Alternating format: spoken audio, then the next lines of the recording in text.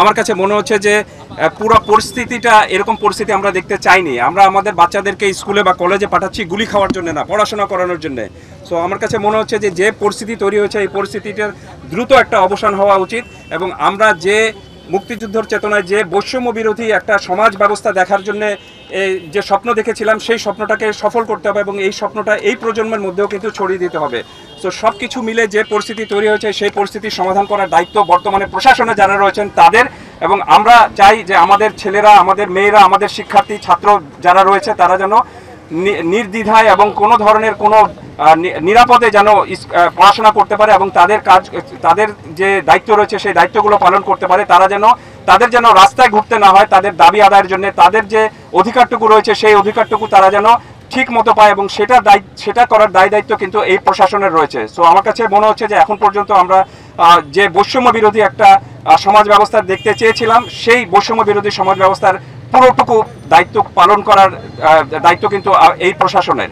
যা ঘটে গেছে বা এখনো যা ঘটছে, চলমান আছে যে পরিস্থিতি, এখানে আসলে আমরা সাধারণ নাগরিক হিসেবে, আমি শুধু একজন ক্রীড়া সাংবাদিক নই, আমি এই দেশের স্বাধীন দেশের একজন স্বাধীন নাগরিক হিসেবে আমি মর্মাহত, আমি শোকাহত, আমি লজ্জিত এ কারণে যে আমরা আজকে এতদিন পর এখানে দাঁড়িয়েছি। প্রবাবলি আমাদের আরও আগে ভয়েস রেইজ করা দরকার ছিল যে এই নৃশংসতা যে কোনো মূল্যে বন্ধ করতে হবে।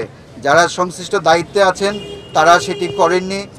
যে ঘটনাগুলো ঘটে গেছে এর দায়, এর রেশ আমাদের কত জীবন বহন করতে হবে আমি ঠিক নিশ্চিত নই।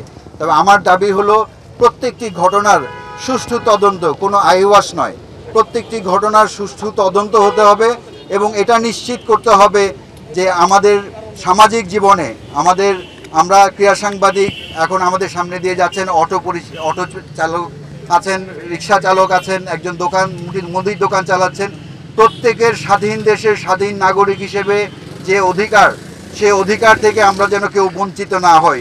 এই দেশ আমার, এই দেশ কারো একার নয়। এই স্বাধীনতা যুদ্ধের অংশীজন, আমরা স্বাধীনতা যুদ্ধ করতে পারিনি, বয়স আমরা তখন ছিলাম না, বাট এই স্বাধীনতা যুদ্ধ আমাদের প্রত্যেকের গর্বের। এটা কারো পেটেন্ট করা প্রপার্টি নয়।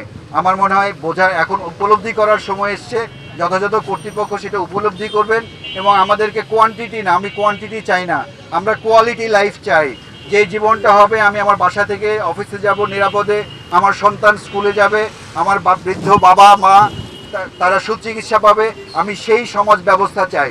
আমি ট্যাক্স দেই, আমি একজন ট্যাক্স পেয়ার, আমি কারো কাছে ভিক্ষা চাচ্ছি না।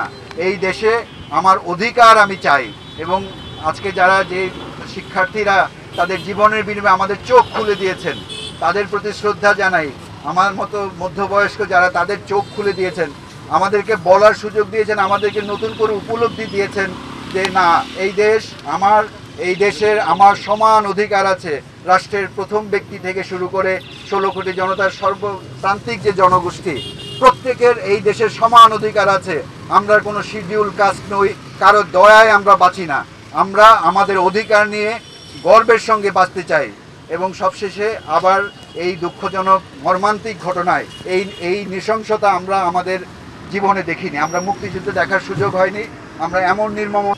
আজকে কিন্তু অনেক নিহতের সংখ্যা নিয়ে সরকারের যে একটা তথ্য গোপন, সেটা নিয়ে কিন্তু অনেক প্রশ্ন উঠছে। নিহতের সঠিক সংখ্যা কিন্তু আমরা আজও পর্যন্ত জানি না, বিভিন্ন মাধ্যম থেকে বিভিন্ন কথা শুনছি। এই নিহতের তালিকার মধ্যে কিন্তু ইতিমধ্যে আমাদের 5 জন সাংবাদিক দায়িত্ব পালন করতে যেয়ে নিহত হয়েছেন।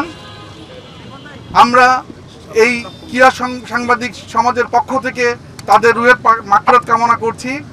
যেহেতু এই পেশাগতভাবে তারা আমাদেরই সহকর্মী, কোনো না কোনো হাউজেরই তারা সহকর্মী ছিলেন।